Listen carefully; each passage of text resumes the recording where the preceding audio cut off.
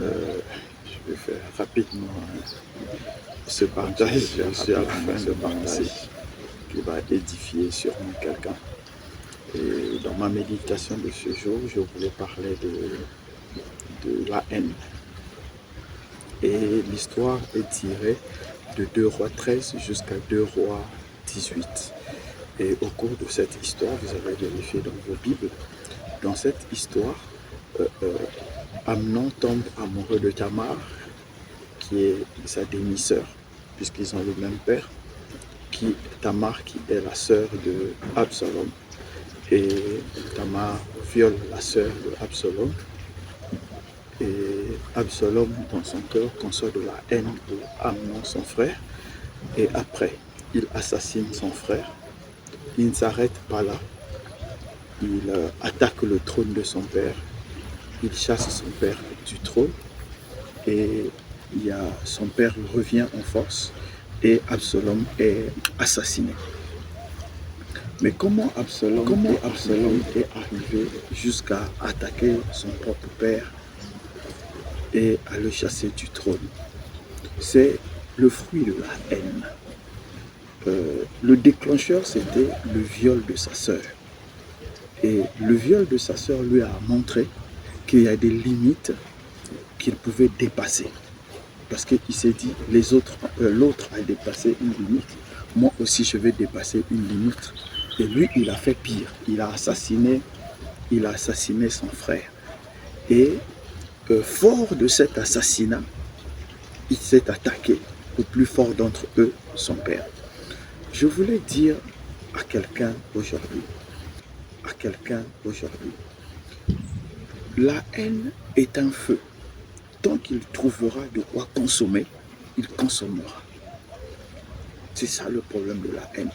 Vous savez, chacun de nous peut justifier par les faits pourquoi il va haïr, pourquoi il doit haïr, pourquoi il est en train de haïr.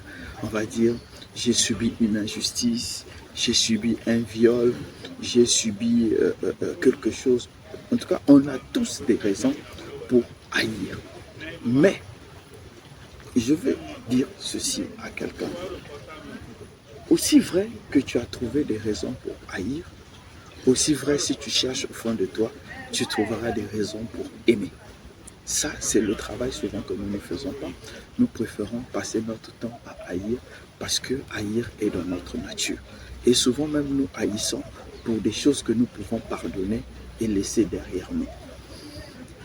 La haine est un feu. Et le feu de la haine, comme Absalom, va finir par te consumer.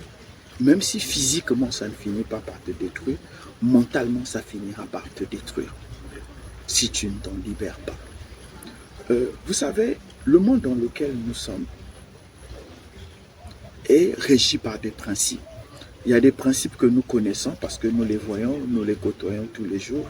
Par exemple, ce cocotier qui est à côté de moi, la noix de coco ne tombera que du haut vers le bas et jamais du bas vers le haut. C'est un principe physique que tout le monde connaît. Moi, je ne peux pas marcher dans le vide parce qu'il y a le principe physique que tout le monde connaît, l'attraction terrestre, ne me permet pas de voler son instrument. Donc, et à part ça, nous avons des principes qui sont principes moraux et des principes spirituels. Les principes moraux nous permettent de nous adapter à la société. Mais les principes spirituels nous permettent non seulement de nous adapter à la société, de contrôler la société et de entrer dans la spiritualité. Et dans tous ces départements que je viens de citer, il y a forcément cette loi de l'équilibre que vous ne pouvez pas changer. Personne parmi nous ne peut changer. La haine dans une personne introduit le principe de déséquilibre mental, spirituel. C'est forcé. Ça introduit une loi de déséquilibre. Or, quand une personne est déséquilibrée, ça veut dire que ses actes vont être déséquilibrés. Il va arriver à un moment donné où la nature va forcément rééquilibrer, le spirituel va forcément rééquilibrer. C'est pourquoi beaucoup ont dit que tout se paye ici-bas.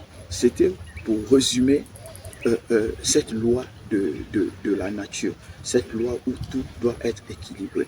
C'est pourquoi je vais te dire, la haine que tu conçois, la haine que tu gardes, la haine que tu es en train de nourrir, peut-être te permettra de détruire quelqu'un pour assouvir cette haine, mais à la fin, cette haine te détruira.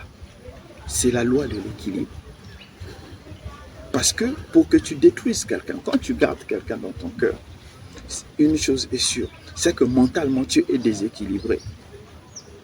Maintenant, quand tu fais des choses pour détruire cette personne, non seulement physiquement, tu déséquilibres le monde, mais spirituellement aussi tu déséquilibres le monde parce que tu veux détruire une entité. Et ça, le monde, avant que tu ne quittes cette terre, te fera payer cela. C'est pourquoi je veux te dire, je ne vais pas entrer dans des principes spirituels trop compliqués, mais je vais juste te dire que la haine que tu conçois aujourd'hui, tu peux la transformer en amour pour avoir la paix et faire la paix avec tout le monde. Vivre la haine pendant un moment, ce n'est peut-être pas notre choix, mais vivre la haine toute notre vie, ça devient notre choix. Que Dieu te bénisse et que Dieu t'accorde la paix de comprendre que l'amour dépasse la haine et l'amour dépasse toute forme de haine. Si Absalom s'était arrêté, il ne serait pas mort comme un chien alors qu'il était fils de prince.